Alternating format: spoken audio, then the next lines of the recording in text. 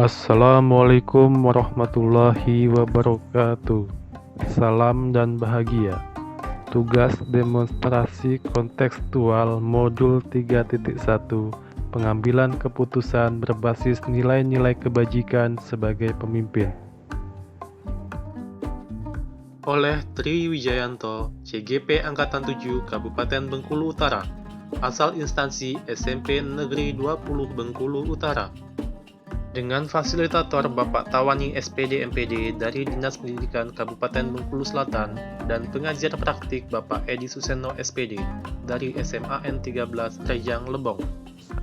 Adapun tujuan pembelajaran khusus, CGP dapat melakukan suatu analisis atas penerapan proses pengambilan keputusan berdasarkan pengetahuan yang telah dipelajarinya tentang berbagai paradigma, prinsip, pengambilan dan pengujian keputusan di sekolah asal masing-masing dan di sekolah atau lingkungan lain. Pada tugas ini, saya melakukan wawancara dengan Ibu Damai Ilhamia SPD, Kepala SMPN 20 Bengkulu Utara, dan Ibu Tenti Kusnita SPD, Kepala PAUD Askia. Berikut ini adalah hasil wawancara saya dengan Ibu Damai Ilhamia. Selamat siang Bu Damai. Selamat siang. Bagaimana kabarnya Bu?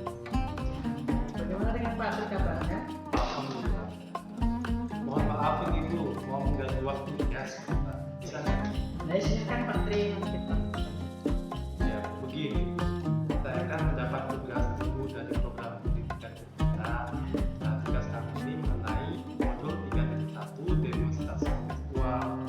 Tugasnya adalah saya diminta untuk mewawancarai Ibu selaku pimpinan di sekolah kita mengenai pengambilan keputusan yang selama ini dijalankan sebagai pemimpin di sekolah. Baik, Apakah Ibu bersedia? baik saya bersedia. Terima kasih. Baik Bu, selama Ibu menjadi kepala SMPN 20 Bengkulu Utara ini, apa ada Bu suatu masalah yang Ibu hadapi sebagai pemimpin di mana masalah itu menimbulkan dilema dalam hidup saya? Jika ada, boleh tidak ceritakan kepada saya bagaimana cara Ibu menghadapi masalah tersebut dan cara penyelesaiannya? Ya, jadi begini, selama saya menjadi kepala sekolah di SMP itu, memang ada beberapa masalah-masalah yang menimbulkan dilema dalam pengambilan keputusan. Nah, tapi di sini saya ingin menjelaskan atau menyampaikan satu permasalahan yang terjadi di mana itu menemukan dilema saat pengambilan keputusan, yaitu di mana kasusnya adalah kenaikan kelas 7 ke kelas 8. Nah, kasusnya di mana ada beberapa anak yang di dalamnya itu terdapat seperti dia tuh ada nilai yang kurang dari KTM, terus kehadirannya yang kurang, serta perilaku saat dia di sekolah itu seperti apa. Nah, dari ketiga permasalahan tersebut itu menimbulkan dilema antara saya guru dalam mengambil keputusan apakah anak tersebut naik ke kelas 8 atau tidak. Nah, sehingga dari permasalahan tersebut kami Dewan Guru dan saya selaku kepala sekolah mengambil keputusan bahwa anak tersebut dinaikkan kelas tapi dengan syarat bersyarat. Jadi seandainya dia masih tetap di kelas 8 seperti itu akan diturunkan ke kelas 7. Kasus yang terjadi. Masalah meningkatkan kelas gitu ya.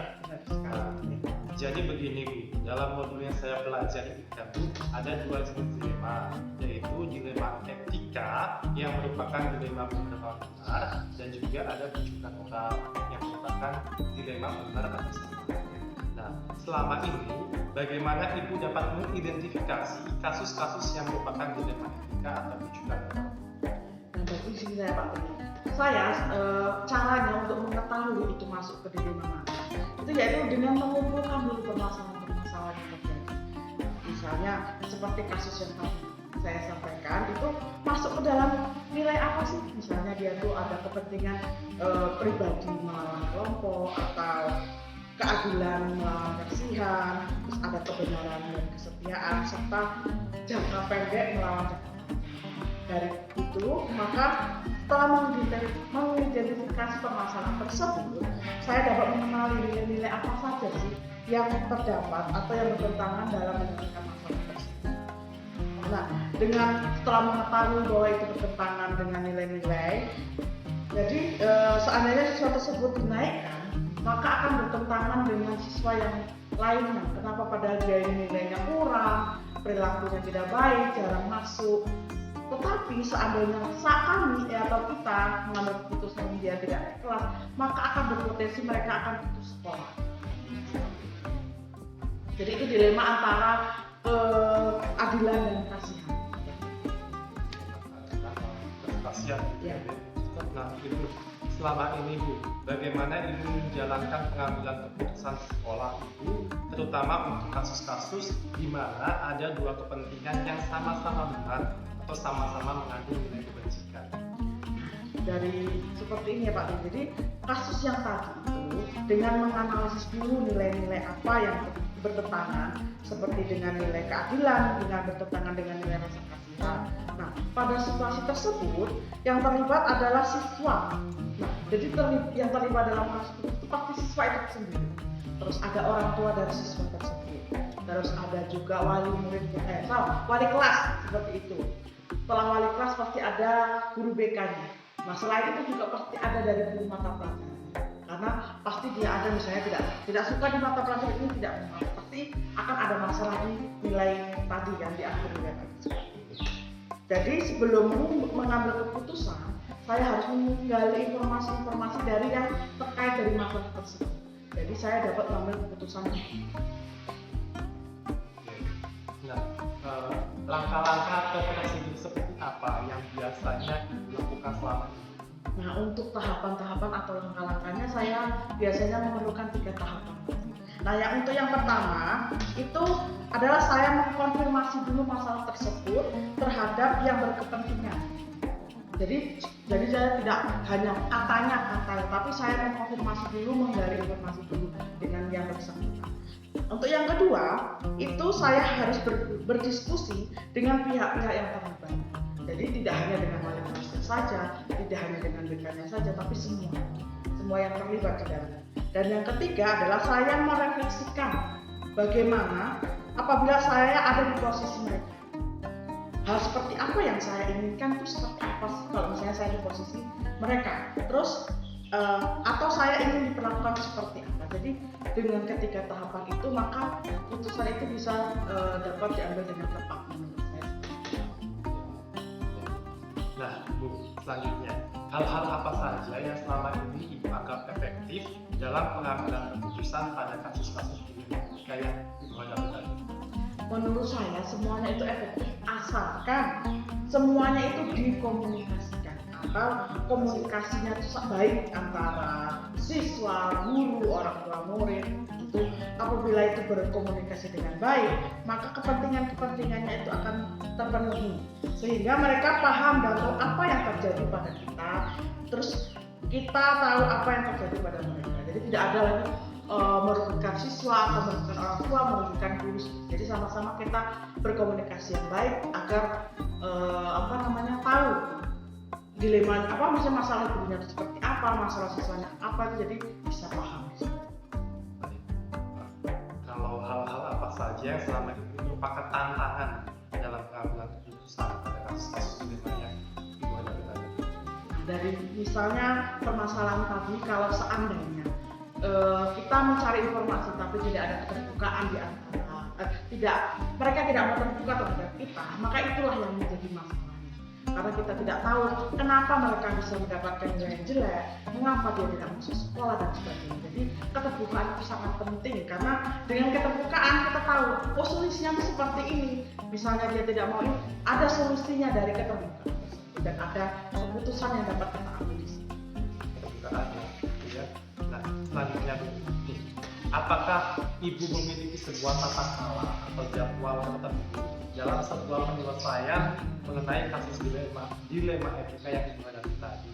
Kemudian, apakah Ibu langsung menyelesaikannya di tempat atau memiliki sebuah jadwal untuk menyelesaikannya?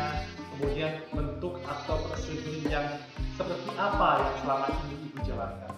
baik di sini. Kalau untuk jadwal mungkin tidak ada ya Pak, karena kan tidak mungkin kita ada masalah kita jadwalkan seperti ini, karena kan sepertinya lucu ya. Jadi mungkin ada beberapa seperti kayak prosedurnya Pak. Jadi kayak yang tadi saya jelaskan di awal tadi kan ada tahapan-tahapannya itu seperti apa sih, mencari informasi dulu dari siswanya, dari gurunya. Jadi dengan tahapan-tahapan atau prosedur yang kita jalani itu maka dapat menghasilkan suatu keputusan yang tepat untuk kita sendiri. Selanjutnya, adakah seseorang atau faktor-faktor apa yang selama ini mempermudah atau membantu ibu dalam pengambilan keputusan mengenai kasus-kasus dilema ini? Nah untuk misalnya orang yang membantu atau yang membantu mengambil keputusan itu, menurut saya kalau di dalam sekolah atau di internet itu semua guru itu merupakan pendukung saya untuk mengambil keputusan. Karena dengan kita berdiskusi, berkomunikasi dengan guru, maka pasti tidak ada permasalahan yang tidak dapat diselesaikan. Nah, untuk masalah internal atau di luar dari sekolah ini, biasanya kami atau saya akan berkonsultasi kepada pengawas sekolah dan ketua sekolah. Oke, baik. Terakhir Bu, satu pertanyaan. Dari semua hal yang telah disampaikan oleh Ibu tadi, pembelajaran apa yang dapat Ibu petik dari pengalaman Ibu mengambil keputusan dilema ini? Baik Pak, intinya jadi kita itu harus memiliki jaringan komunikasi yang baik dengan berbanyak guru, murid, terus masyarakat sekitar. Jadi dengan kita memiliki komunikasi atau jaringan baik dengan berbagai pihak, sehingga kita, dan selain komunikasi juga Pak Tri, kita harus memiliki empati dengan berbagai pihak yang bekerja sama dengan kita, sehingga kerjasama yang terjadi itu akan berjalan dengan baik. Nah, dengan kerjasama yang baik, maka kita akan mewujudkan pendidikan yang baik dan menyenangkan bagi siswa. Sehingga kalau siswa sudah menyenangkan, maka siswa akan berminat untuk melanjutkan pendidikan. Nah, dengan adanya ini kita juga akan memutus tali rantai di mana siswa untuk putus sekolah, sehingga kita dapat mewujudkan sekolah yang berprestasi. Oke, baik Ibu. Rasanya untuk hari ini cukup itu dulu Bu yang ingin saya tanyakan. Terima kasih banyak sudah bercerita kepada saya mengenai dilema yang pernah Ibu rasakan sebagai pimpinan. Semoga dengan apa yang Ibu sampaikan tadi bisa bermanfaat bagi saya tentunya dalam mengambil keputusan selaku saya sebagai seorang guru di sini. Ya, Bu ya. Sekali lagi saya ucapkan terima kasih atas waktu yang telah Ibu berikan. Saya pamit dulu Bu. Terima kasih sama-sama Pak Tri, sudah semoga guru penggeraknya menjadi lancar sampai dengan selesai. Oke, baik. Terima kasih banyak. Ya, Terima kasih ya. mari Pak Tri, selamat. Selanjutnya, ini adalah hasil wawancara saya dengan Ibu Tenti Kusnita. Assalamualaikum Bu Tenti. Waalaikumsalam. Bagaimana kabarnya Bu? Sehat? Alhamdulillah sehat. Mohon izin ini Bu, mau mengganggu waktu Ibu. Kira-kira bisa tidak? Oh bisa, boleh. Ya ini Bu, saya kan mendapat tugas dari program CGP untuk melakukan wawancara dengan kepala sekolah yang berada di lingkungan tempat saya tinggal di sini. Kebetulan saya kan sekarang posisinya lagi sekolah, tinggal di sekolah. Jadi saya bermaksud untuk mewawancarai Ibu mengenai tugas demonstrasi kontekstual modul 3.1 tentang pengambilan keputusan sebagai pimpinan di sekolah Ibu. Kan Pak. Baik Bu, selama Ibu menjadi kepala PAUD Askila Bu, apa ada suatu masalah yang Ibu hadapi sehingga sebagai pemimpin sehingga di mana masalah itu menimbulkan dilema dalam penyelesaiannya? Jika ada, boleh tidak Ibu menceritakan kepada saya beserta cara penyelesaian masalah tadi itu? Selama saya hadapi dan mengajar, permasalahannya seperti anak yang mungkin kasus seperti ini yang membuat saya dilema, yakni meluluskan anak tidak meluluskan anak. Jadi kalau yang kita tidak meluluskan anak, ada murid yang umurnya kurang dari 6 tahun. Akan tetapi wali muridnya minta dilulus. Ya. Jadi dalam modul yang saya pelajari ini itu ada dua jenis dilema, yaitu dilema etika yang merupakan dilema benar lawan benar, dan juga ada lagi dilema bujukan moral yang merupakan benar atau salah. Nah, selama ini bagaimana Ibu dapat mengidentifikasi kasus-kasus yang merupakan dilema etika atau bujukan moral? Kasusnya seperti misalkan dengan cara melihat jenis kasus dan situasi yang saya hadapi.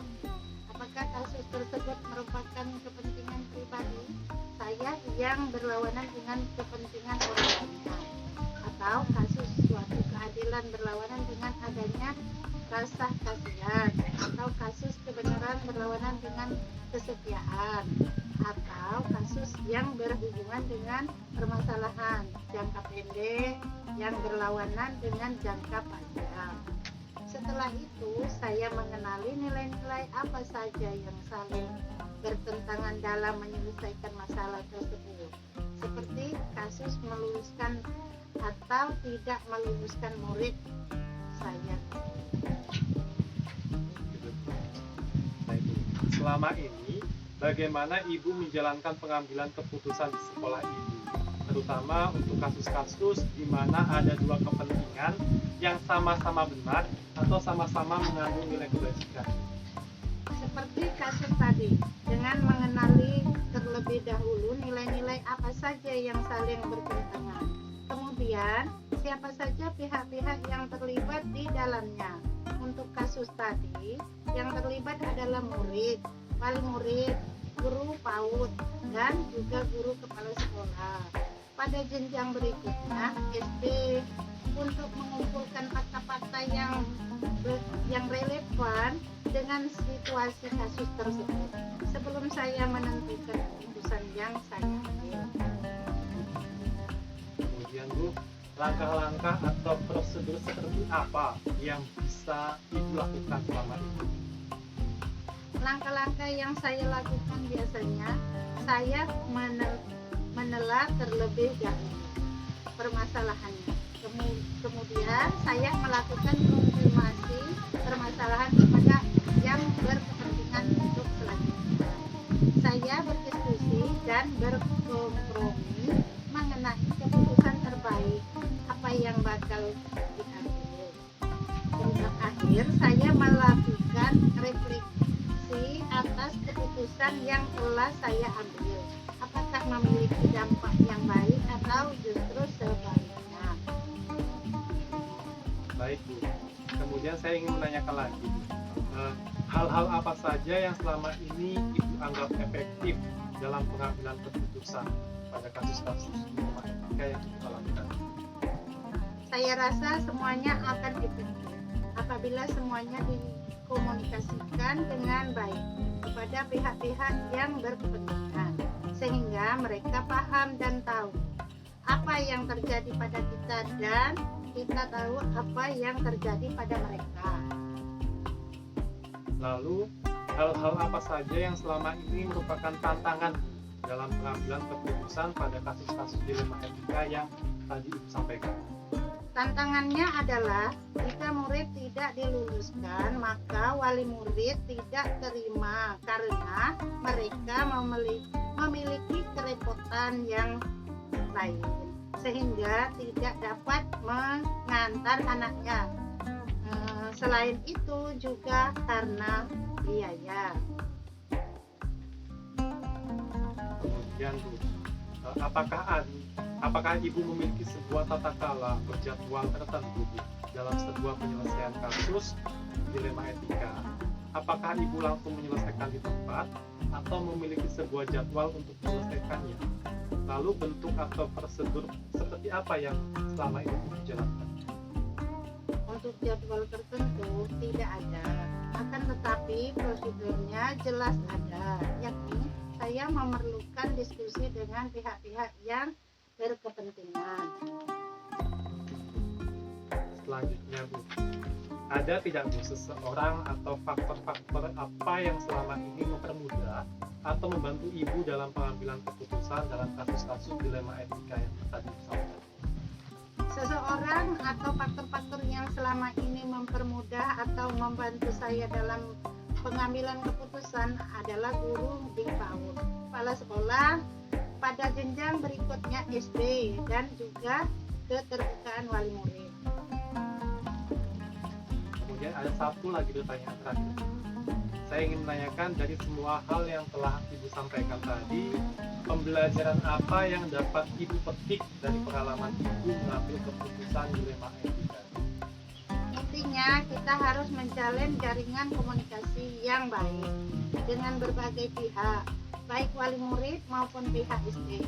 Kita juga harus membangun rasa empati pada orang yang bekerja sama dengan kita, sehingga kerjasama kita dalam mewujudkan pendidikan yang baik dan menyenangkan dapat terwujud. Mungkin untuk saat ini cukup itu saja Bu yang ingin saya tanyakan kepada Ibu mengenai permasalahan dilema etika yang ditemui selama di sekolah di PAUD Askia ya Bu ya. Itu aja ya Pak yang bisa saya jawab. Terima kasih banyak atas waktu dan kesempatannya Bu dalam kesempatan saya bertanya langsung kepada Ibu. Sekali lagi terima kasih banyak. Saya mohon pamit Bu. Ya, sama-sama ini banyak. Assalamualaikum. Waalaikumsalam warahmatullahi wabarakatuh.